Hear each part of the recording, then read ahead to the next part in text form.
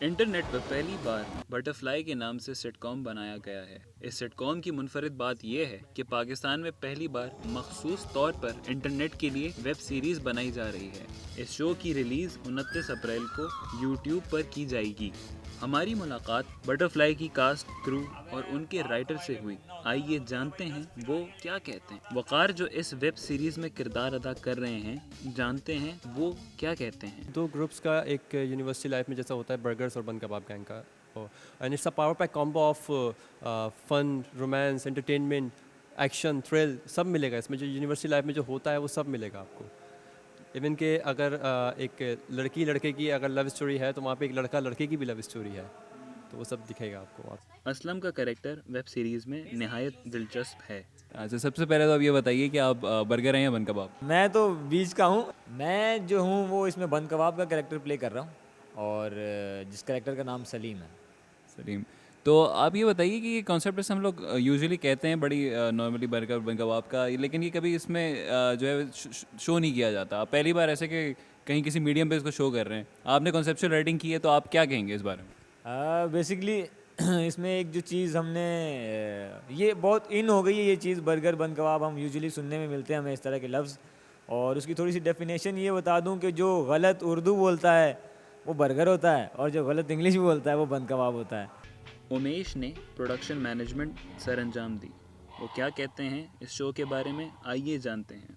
क्योंकि हमारी जो कैमरा रोल होता था सुबह को 8 बजे होता था और रात को 2 बजे तक हम करते थे, तो उस दौरान जो हमारे एक्टर्स और सारी टीम के लिए खाना वगैरह ये सारी चीज़ें इन चीज़ों को मैनेज करना। इसके अलावा वार्डरोब में ये चीज़ें कि कौन से सीन में किसको कौन से कपड़े पहनने हैं, कौन से ड्रेसिंग करनी है। कितना मुश्किल था?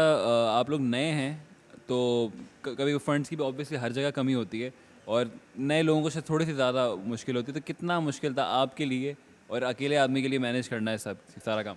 या सबसे पहले डेफिनेटली ये मेरा पहला प्रोजेक्ट था इस जॉब के साथ, और हमारे इवन ज़्यादा से ज़्यादा टीम का ये पहला प्रोजेक्ट था। लेकिन एक ये थी कि हमें विद इन टाइम ये करना है। हॉन्टेड प्लेस था, तो मोस्ट ऑफ द टाइम ये हो रहा था कि जब डायरेक्टर कहते थे एक्शन तो लाइटें ऑफ हो जाती थी।